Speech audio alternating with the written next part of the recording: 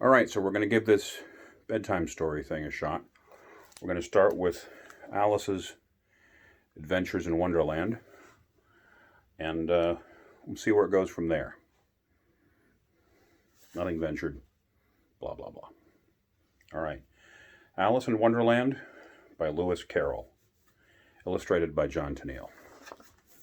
One of my favorites. It starts with a poem. All in the golden afternoon, full leisurely we glide, for both our oars with little skill by little arms are plied, while little hands make vain pretense our wanderings to guide. Ah, cruel three, in such an hour, beneath such dreamy weather, to beg a tale of breath too weak to stir the tiniest feather. Yet one can one poor world voice avail against three tongues together. Imperious Prima flashes forth her edict to begin it. In gentler tones, Secunda hopes there will be nonsense in it, while Tertia interrupts the tale, not more than once a minute. Anon to sudden silence won, in fancy they pursue the dream child moving through a land of wonders wild and new, in friendly chat with bird or beast, and half believe it true. Of wonders wild, the dream child moving through a land of wonders wild and new, in friendly chat with bird or beast, and half believe it true. And ever as the story drained the wells of fancy dry, and faintly strove the weary one to put the subject by, the rest next time, it is next time, the happy voices cry. Thus grew the tale of Wonderland, thus slowly, one by one, its quaint events were hammered out, and now the tale is done. At home we steer a merry crew beneath the setting sun. Alice a childish story take, and with a gentle hand lay it where childhood's dreams are twined in memory's mystic band, like pilgrim's withered wreath of flowers plucked in a far-off land. Chapter 1. Down the Rabbit Hole. Alice was beginning to get very tired of sitting by her sister on the bank, and of having nothing to do. Once or twice she had peeped into the book her sister was reading, but it had no pictures or conversation in it. And what is the use of a book, thought Alice, without pictures or conversation? So she was considering in her own mind as well as she could, for the hot day made her feel very sleepy and stupid, whether the pleasure of making a daisy chain would be worth the trouble of getting up and picking the daisies, when suddenly a white rabbit with pink eyes ran close by her. There was nothing so very remarkable in that, nor did Alice think it so very much out of the way to hear the rabbit say to itself, oh dear, I shall be too late." When she thought it over afterwards, it occurred to her that she ought to have wondered at this, but at the time it seemed quite natural. But when the rabbit actually took out a watch from its waistcoat pocket and looked at it, and then hurried on, Alice started to her feet, for it flashed across her mind that she had never before seen a rabbit with either a waistcoat pocket or a watch to take out of it. And burning with curiosity, she ran across the field after it, and was just in time to see it pop down a rather large rabbit hole under the hedge. In another moment down went Alice after it, never once considering how in the world she was to get out again. The rabbit hole went straight on like a tunnel for some way, and then dipped suddenly down, so suddenly that Alice had not a moment to think about stopping herself before she found herself falling down what seemed a very deep well. Either the well was very deep, or she fell very slowly, for she had plenty of time as she went down to look about her, and to wonder what was going to happen next. First she tried to look down and make out what she was coming to, but it was too dark to see anything.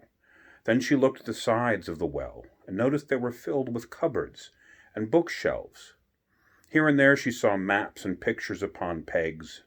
She took down a jar from one of these as she passed, and it was labeled orange marmalade. But to her great disappointment, it was empty. She did not like to drop the jar for fear of killing somebody underneath, so she managed to put it onto one of the cupboards as she fell past it. Well, thought Alice to herself, after such a fall as this, I shall think nothing of tumbling downstairs. How brave they'll think me at home. Why, I wouldn't say anything about it, even if I fell off the top of the house, which was very likely true. Down, down, down. Would the fall never come to an end? I wonder how many miles I've fallen by this time, she said aloud. I must be getting near the center of the earth. Let me see, that would be 4,000 miles down, I think. For you see, Alice had learned several things of this sort in her lessons in the schoolroom. And though this was not a very good opportunity for showing off her knowledge, as there was no one to listen to her, still it was a good practice. Yes, that's about the right distance, but then I wonder what latitude or longitude I've got to.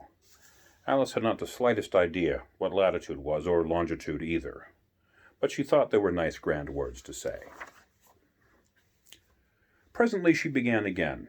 I wonder if I shall fall right through the earth.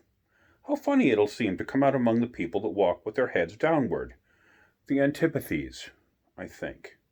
She was rather glad there was no one listening this time, as it didn't sound at all the right word. But I shall have to ask them what the name of the country is, you know. Please, ma'am, is this New Zealand or Australia? And she tried to curtsy as she spoke. Fancy curtsying as you're falling through the air. Do you think you could manage it? And what an ignorant little girl she'll think me for asking. No, it will never do to ask. Perhaps I shall see it written up somewhere. Down, down, down. There was nothing else to do, so Alice soon began talking again. Dinah'll miss me very much tonight, I should think. Dinah was the cat. I hope they'll remember her saucer of milk at tea time. Dinah, my dear, I wish you were down here with me. There are no mice in the air, I'm afraid, but you might catch a bat. That's very like a mouse, you know. But do cats eat bats, I wonder? And here Alice began to get rather sleepy, and went on saying to herself in a dreamy sort of way, Do cats eat bats? Do cats eat bats? And sometimes, do bats eat cats? For you see, as she couldn't answer either question, it didn't much matter which way she put it. She felt that she was dozing off, and had just begun to dream that she was walking hand in hand with Dinah, and was saying to her very earnestly, Now, Dinah, tell the truth. Did you ever eat a bat? When suddenly, thump, thump, she came upon a heap of sticks, a heap of leaves, and the fall was over. Alice was not a bit hurt, and she jumped up onto her feet in a moment. She looked up, but it was dark overhead. Before her was another long passage. The white rabbit was still in sight, hurrying down it. There was not a moment to be lost. Away went Alice, like the wind, and was just in time to hear it say, as it turned a corner, Oh, my ears and whiskers, how late it's getting! She was close behind it when she turned the corner, but Rabbit was no longer anywhere to be seen. She found herself in a low, long hall, which was lit up by a row of lamps hanging from the roof. Here you can see a picture of Alice there. There were doors all around the hall, but they were all locked, and when Alice had been all the way down one side and up the other, trying every door, she walked sadly down the middle, wondering how she was ever to get out again. Suddenly she came upon a little three-legged table, all made of solid glass. There was nothing on it but a tiny golden key, and Alice's first idea was that this might belong to one of the doors in the hall. But alas! Either the locks were too large or the key was too small, but at any rate it would not open any of them. However, on the second time round she came upon a low curtain she had not noticed before, and behind it was a little door about 15 inches high, and she tried a little golden key in the lock, and to her great delight, it fitted. Alice opened the door and found that it led into a small passage, not much larger than a rat hole. She knelt down and looked along the passage into the loveliest garden you ever saw. How she longed to get out of that dark hall and wander out amongst those beds of bright flowers and those cool fountains. But she could not even get her head through the doorway. And even if my head would get through, thought poor Alice, it would be of very little use without my shoulders. Oh, I wish I could shut up like a telescope. I think I could if I knew how to begin. For you see, So many out-of-the-way things had happened lately that Alice had begun to think that very few things indeed were really impossible. There seemed to be no use in waiting by the little door, so she went back to the table, half hoping she might find another key on it, or at any rate, a book of rules for shutting people up like a telescope. This time she found a little bottle on it, which certainly was not here before, said Alice. And tied around the neck of the bottle was a paper label with the words, "Drink me," beautifully printed on it in large letters. Here you can see her there, looking at that bottle. It was all very well to say, "Drink me," but the wise little Alice was not going to do that in a hurry. "No, I'll look first," she said, "and see whether it's marked poison or not," for she had read several nice little stories about children who had got burnt and eaten up by wild beasts and other unpleasant things, all because they would not remember the simple rules their friends had taught them, such as that a red-hot poker will burn you if you touch it too long, that if you cut your finger very deeply with a knife, it usually bleeds, and she had never forgotten that if you drink much from a bottle marked poison, it will almost certainly disagree with you sooner or later. However, this bottle was not marked poison, so Alice ventured to taste it, and finding it very nice, it had in fact a sort of mixed flavor of cherry tart, custard, pineapple, roast turkey, toffee, and hot buttered toast. She very soon finished it off. "What a curious feeling," said Alice. "I must be shutting up like a telescope." And so it was, indeed. She was now only 10 inches high, and her face brightened up at the thought that she was now the right size for getting through the little door into that lovely garden. First, however, she waited for a few minutes to see if she was going to shrink any further, and she felt a little nervous about this. For it might end, you know, thought Alice to herself, in my going out altogether like a candle. I wonder what I should look like then. She tried to fancy what the flame of a candle looks like after the candle is blown out, for she could not remember ever having seen such a thing. After a while, finding that nothing more happened, she decided on going into the garden at once. But alas for poor Alice, when she got to the door, she found she had forgotten the little golden key, and when she went back to the table for it, she found she could not possibly reach it. She could see quite plainly through the glass, and she tried her best to climb up one of the legs of the table, but it was too slippery. When she had tired herself out with trying, the poor little thing sat down and cried. "Come, there's no use in crying like that," said Alice to herself rather sharply. "I advise you to leave off this minute." She generally gave herself very good advice, though she very seldom followed it. And sometimes she scolded herself so severely as to bring tears to her own eyes, and once she remembered trying to box her own ears for having cheated herself in a game of croquet she was playing against herself, for this curious child was very fond of pretending to be two people. But it's no use now, thought poor Alice, to pretend to be two people. Why, there's hardly enough of me left to make one respectable person. Soon her eye fell on a little glass box that was lying under the table.